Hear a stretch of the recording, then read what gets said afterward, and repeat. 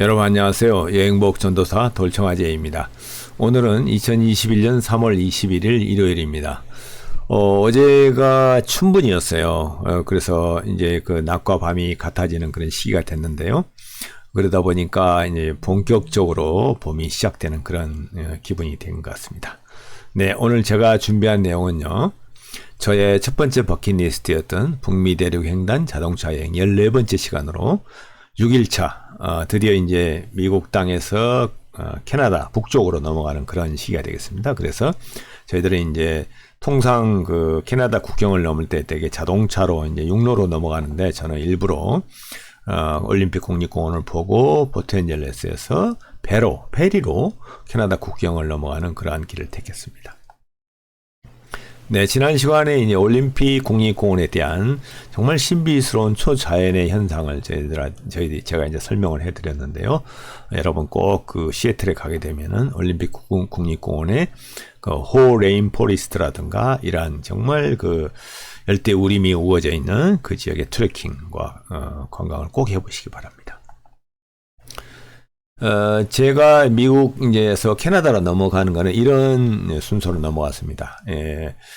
올림픽 국립공원의 이제 거점 도시가 포트앤젤레스거든요. 그래서 이 포트앤젤레스에서 자동차를 이제 그 선박에 실은 채, 이제 빅토리아라는, 즉, 캐나다 땅이죠. 이쪽은 밴쿠버 아일랜드로 넘어가는 것이었습니다.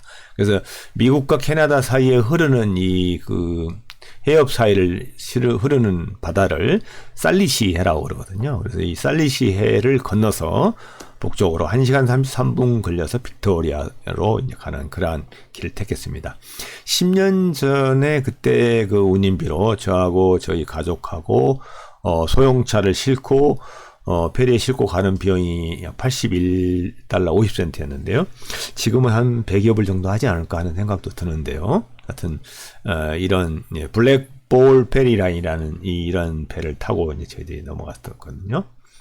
이게 블랙벨 페리 라인의 홈페이지입니다. 그래서 제가 최근에 이제 들어가 보니까 여기에 이제 페리가 뭐 포트앤젤레스에서 빅토리아 가는 거를 예약하려고 이렇게 들어가 봤더니 아마 코로나19 때문인지 운항이 중지되고 있었습니다. 그래서 아마 국경을 넘나드는 선박 운항을 금지하는 것 같아요. 그래서 현재 가격이라든가 조건을 알아보지는 못했습니다. 그래서 여러분 이제 상황이 호전되면은 코호페리.com 이 홈페이지에 들어가셔서 예약을 하시면 되겠습니다. 포트앤젤레스는 방금도 말씀드렸지만 올림픽 국립공원의 그 거점 도시입니다. 그래서 입구가 이제 올림픽 국립공원 입구가 포트앤젤레스에 있고요. 인구는 약 2만 명 정도 되는 소도시입니다. 그래서 이게 올림픽 국립공원을 찾는 사람들은 이제 거의 이곳에서 숙박을 하게 되죠. 그래서 이곳은 이제 제가 그 시도했던 것처럼 캐나다로 가는 그 바다의 관문이기도 합니다. 그리고 7월이 되면 라벤더 꽃이 정말 아름답게 펴서 라벤더 축제로 유명한 곳이거든요. 근데 저희들이 갔던 시기가 6월 말이다 보니까 라벤더 축제는 보지 못하고 이 길을 통해서 캐나다를 넘어가는 그런 길을 택했습니다. 그 포트앤젤레스 페리 선착장 진입로는 이제 이런 형태로 되어 있습니다. 그래서 바닷가에 이제 부둣가까지 이제 차로 직접 가게 되고요. 미국에서는 이제 출국을 하는 거다 보니까 배를 바로 타는 게 아니라 출국 대기선에서 이렇게 쭉 자동차들이 이제 대기를 하고 있습니다. 그래서 출국 심사를 받아야 되기 때문에 가능하면은 이곳에서 배를 타게 되면은 가능하면 좀 빨리 가서 하는 것이 시간을 좀 절약할 수 있는 그런 요령이라고 생각합니다.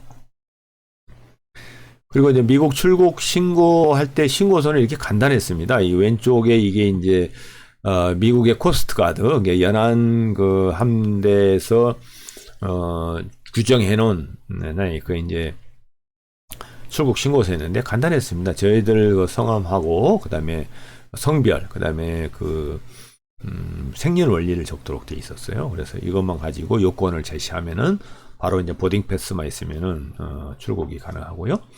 그리고 그곳에 이제 이런 주의사항이 있었는데 캐나다는 굉장히 그 입국에 대한 것이 좀 까다로울 때가 있거든요. 그래서 뭐 어느 나라나 마찬가지지만 그 경고장에 보니까 그 휴대용 총이나 체류가스는 휴대가 금지하다. 뭐 어느 나라도 마찬가지고요. 그리고 특히 캐나다는 그 농작물에 대한 그 반입 금지가 굉장히 까다롭습니다. 그래서 과일이나 채소, 뭐 씨앗 등 이런 것들은 반드시 국경을 넘기 전에 다 이렇게 버리든지 안 그러면 다 먹고 넘어가는 것이 좋을 것 같습니다. 그리고 특이한 거는 거기에 그 장작 파이어우드 반입 금지라고 이렇게 돼 있던 것 같은데, 글쎄요 이게 무슨 말인지 저는 아직도 좀 이해를 못 하고 있는데, 하여튼 뭐 모르겠어요. 관광객들이 파이어우드 뭐 장작을 가지고 하는지 모르겠는데, 하여튼 제가 좀 이해를 못했나요? 아무튼 그런 상황이 적혀 있었습니다. 그래서 캐나다 갈 때는 이러한 부분들 좀 조심하셔야 될 것 같습니다. 이토록 이제 저희들이 그 살리시 해를 넘어서 바다를 이제 배를 탔는데요. 그 아마 그 해협이라서 그런지 모르겠지만 또 그날따라 바람이 굉장히 세게 불어가지고 아주 그 바람 소리가 거세게 들립니다. 한번 보시죠. 저기 경치는 너무 아름답고 이제 캐나다와 미국을 건너가는 그런 망망대해인데요.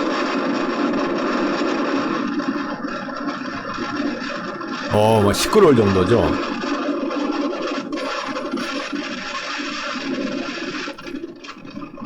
정말 실감이 나네요. 당시 드셌던 바람이 이렇게 이제 아름다운 그 해를 받아가면서 건너갔습니다. 그런데 이제 제가 정말 잊을 수 없는 거는 이 빅토리아행 페리에서 아주 귀하신 분들을 만났습니다. 이 사진에 본 것처럼 할머니, 할아버지 부부를 만나게 됐는데요. 우리가 우연찮게 이제 좌석을 정해서 앉았는데, 이 그 할머니, 할아버지 부부하고 같이 좌석을 앉게 됐어요. 그래서, 서로 이제 여행 얘기를 나누고, 뭐, 인사를 나누고 했는데, 이 할머니, 할아버님이 그 결혼 기념 50주년으로 해가지고, 그러니까 뭐 거의 80살 정도 되신 것 같은데, 그 결혼 기념일에 부부가 이제 여행을 하시는데, 그 할머니 이름이 이제 도티시고요. 그 할아버지 이름이 빌이신데, 이렇게 메모를 적으셔가지고, 그 주소하고 이메일 주소를 저한테 적어주셨어요. 그런데 그 사시는 곳이 캘리포니아 저 남쪽, 그 로스앤젤레스하고 샌디에고 사이에 있는 비스타라는 아주 아름다운 동네가 있거든요. 거기에 사신다고 적어주셨어요. 그래서 혹시 들리게 되면은 연락을 하고 오라고 그랬는데, 이걸 제가 그 쪽지를 여행 중 어디다 놓은지를 모르고 잊어버렸었어요. 그래서 한동안 모르다가 이번에 그 유튜브를 만들면서 정말 발견하게 됐습니다. 그래서 너무 막 기뻐가지고 이렇게 올렸는데요. 이 할머니, 할아버지가 지금도 살아계시나 모르겠습니다만 10년이 지났기 때문에 아마 건강하신 모습을 봐서 살아계셨을 것 같은데, 다음에 미국을 가게 되면 꼭 이 할머니를 한번 찾아보고 싶습니다. 그리고 특히 이제 이 할아버님께서, 제가 군인이라고 그랬더니 당신도 이제 장교 출신으로서 2차 세계대전에 참전을 했답니다. 유럽에서. 그래서 군수장교로 활약을 했는데, 뭐 아주 무용담을 확 늘어놓으시는데, 뭐 1시간 반이 금방 갔었어요. 그러면서 여행 코스 어디냐, 그래서 이제 저희들이 미국을 횡단한다고 이제 그 그림을 보여드렸더니, 그러면 콜로라도로 지나가느냐? 콜로라도 분명히 로키 산맥으로 덴버로 넘어갑니다. 그랬더니 당신의 고향이 그 콜로라도 쪽이랍니다. 두랑고 쪽이라고 그러는데, 다음에 제가 이제 그 로키 산맥 넘어갈 때 설명을 드리겠지만, 그래서 뭐 지도를 쭉 이렇게 그려주시면서 꼭 자기 고향을 가봐라. 너무 자연이 아름답고 좋다. 그래가지고 이 할아버님 덕분에 저는 정말 코스를 변경해서 그 할아버님 동네 앞으로 지나갔는데 정말 멋있는, 정말 절경을 구경했거든요. 그래서 이 할아버지, 할머니 한번 꼭 뵙고 싶습니다. 아직도 살아계셨으면 좋겠습니다. 건강히 잘 계시죠? 어떤 저희들을 만날 때까지 꼭 건강하시기 바랍니다. 그래서 이제 저희들은 이렇게 그 할아버지, 할머니하고 얘기를 하다 보니까 어느덧 이제 밴쿠버 아일랜드에 도착하게 됐는데요. 이게 이제 페리 선상에서 본 캐나다 쪽의 땅입니다. 그리고 캐나다의 입국 심사는 의외로 아주 간단하고 아주 합리적이었습니다. 이처럼 이제 검문소에서 그 바로 페리에 내리면 검문소가 이렇게 있는데요. 온보드 상태에서 그 차를 탄 상태에서 그대로 그냥 여권하고 그 티켓만 보여주면은 바로 통과가 됩니다. 그래서 저희들도 여권하고 이렇게 보여드렸더니 바로 그냥 패스를 해가지고 아주 간단하게, 여기에 이제 창문으로 보이는 이 여자분이 바로 이제 검문소 직원이신데요. 아주 웃으면서 상냥하게 아주 잘 간편하게 입국을 할 수 있었습니다. 빅토리아에 내리자마자 이렇게 첫 인상은 바로 이런 분위기였습니다. 뭐 멋진 차도 있었고요. 빌딩이나 이 건물도 정말 유럽풍의, 지금 영국의 그 도시 냄새가 아주 물씬 풍겼고요. 이제 바닷가로 이렇게 아주 정말 인상이 아주 좋았던 도시였던 것 같습니다. 이제 캐나다에 이제 입국을 했으니까 캐나다에 대해서 간단히 한번 좀 알아보겠습니다. 캐나다는 이제 1867년에 영국으로부터 독립을 했고요. 정치 체제는 지금도 이제 영연방 국가이기 때문에 군주제라고 할 수가 있죠. 영국의 여왕이 군주가 되겠고요. 수도는 오타와, 최대 도시는 토론토 해가지고 주로 이제 동부 지역에 많은 도시들이 많고 그쪽이 많이 발달돼 있죠. 그리고 이제 그 구조는 이렇게 지도에서 보시는 것처럼 10개의 주와 3개의 준주. 아니, 이제 주로 하기에는 좀 적지만 그래도 조그만한 그 주. 그래서 13개의 주라고 합니다. 13개의 주로 되어 있고요. 면적은 뭐 어마어마하죠. 세계 2위인데 우리나라 뭐 100배가 되는 그런 땅이 되겠고요. 인구는 약 3,500만 명. GDP는 저희들보다 훨씬 많은 약 4만 달러가 넘는 그러한 아주 부유한 나라이기도 합니다. 그리고 캐나다 빅토리아는 벌써 이제 입구에 빅토리아 그 의사당이 있는 입구에 딱 도착하면 이처럼 이제 빅토리아 여왕의 동상이 있는데요. 말 그대로 이쪽 지역을 지배했던 당시 영국의 여왕이 바로 빅토리아 여왕이거든요. 그래서 빅토리아 여왕 이름을 따서 이 도시를 지었고요. 브리티시 콜럼비아주, 즉 빅토리아는 캐나다 맨 서쪽에 있는 태평양에 있는 커다란 이 빅토리아 콜럼비아 주의 주도이기도 합니다. 그렇지만 또 인구는 약 8만 5천 명 정도 되지 않는 그런 그렇게 크지 않은 도시이고요. 이곳이 이제 태평양에 연하에 있다 보니까 2차 세계 대전 당시에는 조선업의 중심지였다고 그래요. 그래서 여기에는 뭐 해군 기지도 지금도 있습니다만은 주로 이제 해안으로 나가는 캐나다가 서태평양으로 나가는 아주 귀중한 그 장수, 길목이기도 하죠. 그래서 그렇게 이제 해운업이 발달했던 그런 도시이기도 합니다. 그리고 그 빅토리아시의 가장 큰 랜드마크는 뭐니 해도 브리티시 콜롬비아가 주도기 때문에 주 국회의사당, 정말 멋지죠. 아주 웅장하고 그 옛날 고딕형의 어떤 그 건축 양식을 가진 멋진 건물인데요. 정말 멋있었습니다. 근데 이 풍경을 딱 보자마자 제가 언뜻 생각났던 게 우리나라 옛날에 그 광화문 앞을 가로질렀던 일제 그 식민지 시절에 일본 친구들이 여기에 대해 이제 우리 경복궁을 가로막는 이런 그 중앙청이라고 그랬죠. 어떤 식민 통치를 하기 위한 그 정부 청사인데 그걸 지었잖아요. 너무 모습이 비슷했어요. 그래서 깜짝 놀라기도 했는데, 그래서 그런 느낌이 들어서 약간 좀 거부감이 있었지만, 뭐 지금은 이제 그게 우리나라에서 이제 다 헐어버리고 지금은 이제 없어졌죠. 그렇지만 이 건물 자체는 아주 아름답고 웅장했습니다. 그래서 그 앞은 이렇게 그 아주 넓은 잔디밭이 조성되어 있어요. 그래서 시민들이 여기에서 휴식을 취하기도 하고, 뭐 공원처럼 이렇게 거닐기도 하고 아주 참 평화로운 그러한 분위기였습니다.